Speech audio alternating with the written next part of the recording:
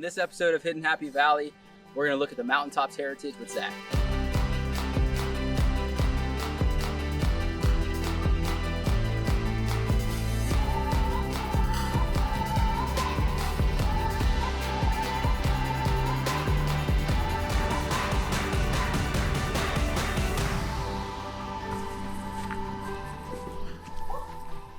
Hey Zach. How's it going, guys? Zach? Good. Nice to meet both of you. Good to see you. Looking forward to looking around, so appreciate your time. Zach, can you tell us about the David House and how it became the Heritage Museum? This house was built by Lehigh Valley Coal Company, who controlled a lot of properties and lands up here. And eventually it was bought by Vivian David's, I believe, her father. And he actually bought the home. He was a telegraph operator for Lehigh Valley at one point. And he bought the house and he started his own coal company. And she lived here. This was her homestead. And eventually she made a deal with a gentleman up here by the name of Bill Hall, who started the museum through the Lions Club at one point. And the deal was they started a trust to preserve all the Mountaintop history. And in doing so, she donated her home to the community. You're keeping history alive. That's pretty awesome.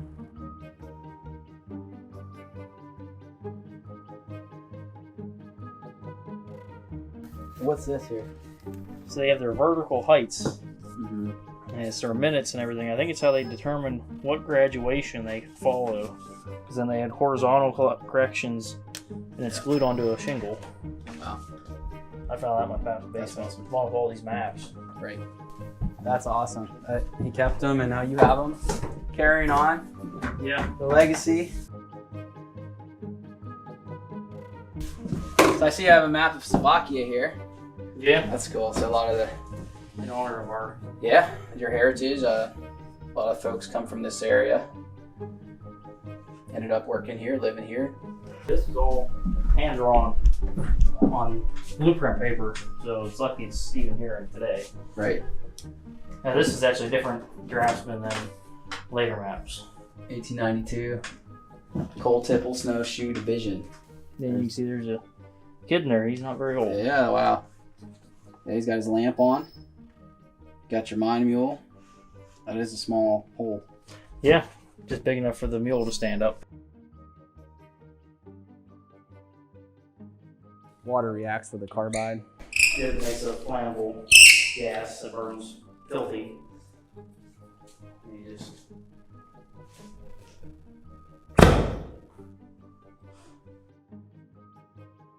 Tell us about this lamp. This is a carbide lamp. Basically all you do is you take a rock of carbide, which is mined, and you put it in the base, and technically you put water in the top half of this, which has a little cap, and there's an adjusting rod in there how much water you actually want to react with the carbide. And inside there's a little tube that comes out, and that's where it feeds your gas that is made from that reaction. And on the side you just have this little spark. Okay, there's the spark, okay. So you'd have a lot of issues with open flame. Right. And eventually they did, I remember exactly what company came out with the safety lantern. Right. And it had a flame, but it was enclosed inside a globe, so it wasn't exactly an open flame. Right. Made it a little safer.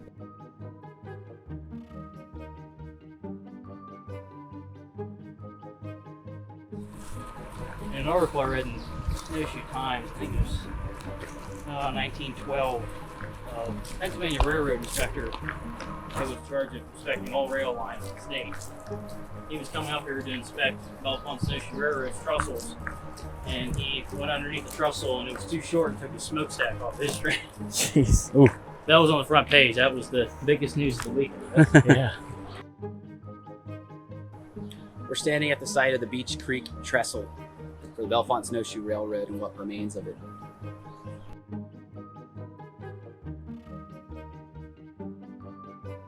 Well, it's really hard to tell now. We're Interstate 80, and they built a base for it. There's Yeah. actually a rock arch bridge that crossed Beach Creek. Oh, And nice. when they put the interstate in. They took that out. Because then, like I said, 144 shifted this way a lot farther than they had to cut sections out. Yeah, Probably made it shorter, but right. Not the original, for sure. no. Yeah. History lost to progress. Yeah.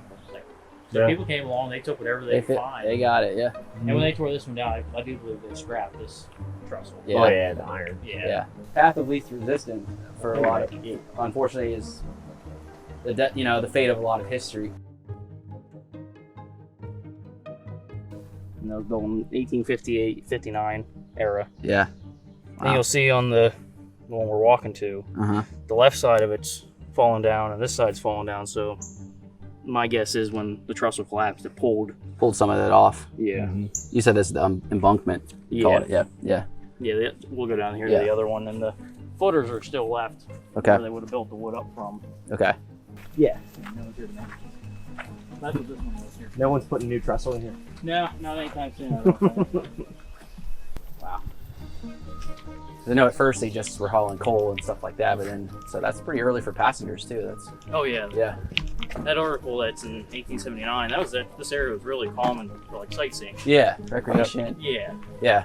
Well, there's the Oh, other wow. side of the That's super embankment. cool. Yep. 65 feet at a high point. Shoosh. 65 feet relative to the train car. And Could be way up over. Yeah.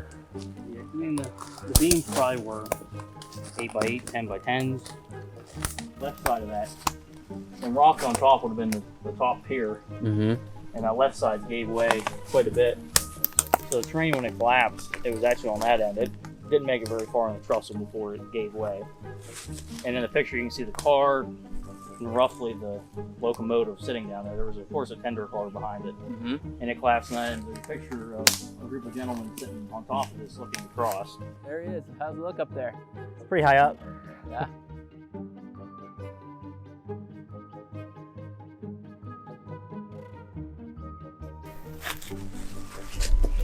Yeah. Well, what'd you find? This is iron. Fairly old looking one too. How the holes Yeah. are the same, Yeah, true. and how That's custom. the more modern ones have handmade. the ridge in the center to make them more rigid. It's an old one. So that's Wow. an oldie. It's for the museum. So during the day, miners they'd be digging for Lehigh Valley, Berwyn and White, or another company. Clarence Gold Company was another one. And to heat their homes at night, they would go and dig their own mines, their personal ones. They weren't near as large as a full-scale mine, and they would scab off the property they were working for, Lehigh Valley or Berwyn and White, or they'd find somewhere else. Did those companies care about bootleg mines? I've never really heard of reported, repercussions of what they did, but I imagine they weren't happy about it. But in such small quantities, to them, that was nothing. We still had a tipple up until a couple years ago, and the state deemed it unsafe, so they bulldozed it out. The tipple's there's a wooden structure, half dirt, half wood, and it'd have tracks in it. And they'd take their coal cars out and dump them into a rail car that was parked underneath. It's kind of like a dock on a lake, say, but a lot of room underneath to pull cars through and fill them up. If you'd walk straight back here, there's probably an embankment that's 30, 40 feet tall. Probably most miners too, they would have a farm, of course. So this was probably the farmhouse, and then they mined in the surrounding areas. Cool. You'll find a lot what we call bony, which is coal that doesn't burn. Okay. It smolders more than it does burn, and it doesn't burn properly. It has a lot of shale content in it. In a lot of places, they would build with it and make things out of it.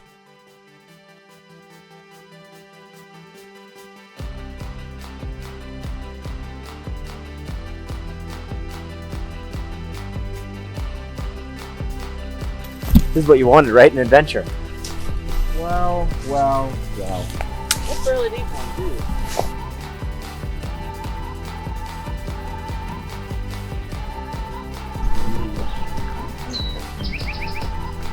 I think recently they tore this out. This is Fairly recent. 4 or 5 years ago. Oh, it's very recent. Oh. And originally it came out square, and it came out there pretty far, probably where that pine tree is. And there was just logs sticking out after that, Mm-hmm. and it was the shale front, because they built the frame and they buried dirt in the middle. Mm-hmm. And it was here for a long time. I don't remember what year it was built. How far out did it go?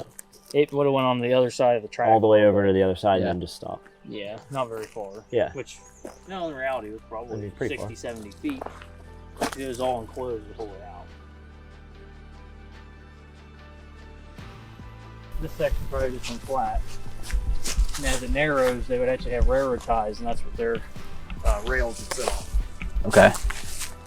And then usually when they dug out like this, loose stuff that was on top, they probably just bring it all down in so they don't have to use more lumber to get in. And so if the seam was 2 foot tall, that shaft might only be 2 foot tall. Okay.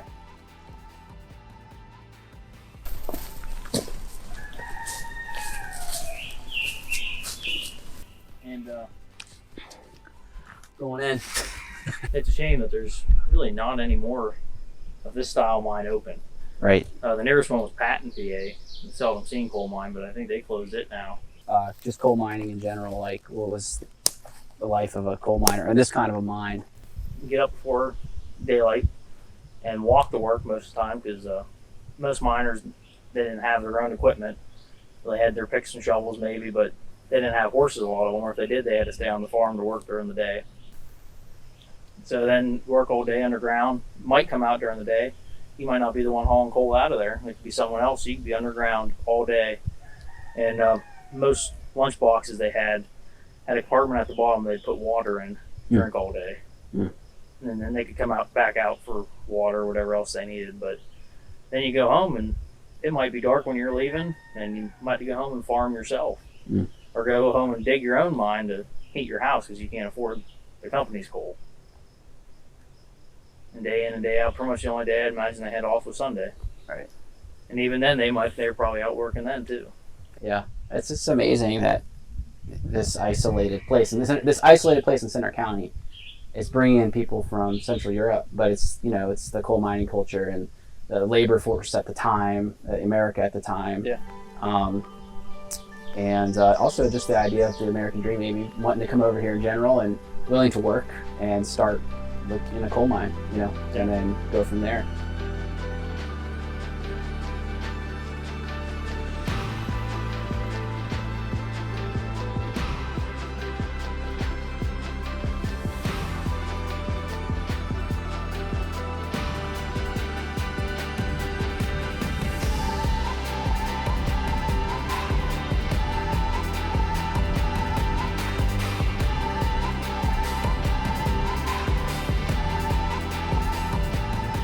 So Zach, why is preserving history so significant up here on the mountaintop? Well, it seems like Mountaintop history, especially, we get forgotten since we're in the northern part of Center County. We're in the outskirts. This is still almost a wilderness, and people seem to forget what happened here. And what happened here was vitally important, not for only the county, the state, the nation, really. Without our coal, without the railroads, this whole place might have been totally different. And it's important not to forget anything that's happened here. Totally agree. Well, you're doing a good job of preserving the heritage here. Thanks for your time. Yeah, thank you guys. Thank for you. coming. Yes, we'll certainly be back.